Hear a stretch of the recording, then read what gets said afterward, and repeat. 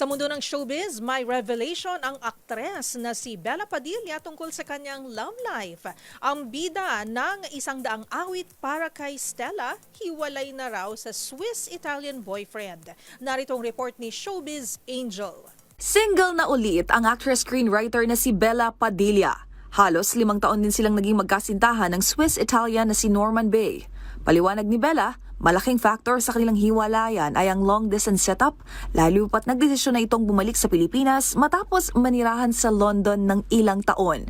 Pero sa kabila ng breakup, nilinaw ng aktres na okay sila at mutual ang desisyon na wakasan ang relasyon. Sa katunayan nga niyan, dumalaw pa raw ang ex sa kanya noong nakaraang buwan. Si Bella ready rin naman daw ma-inlove ulit, pero hirit nito, pagkatas na lang daw ng promotions ng kanilang upcoming film na 100 awit para kay Stella, na sequel ng blockbuster hit 100 Tula para kay Stella, kung saan kasama na nila ngayon ni JC Santos ang aktor na si Kyle Echari na mapapanood sa mga sinihan sa Setyembre.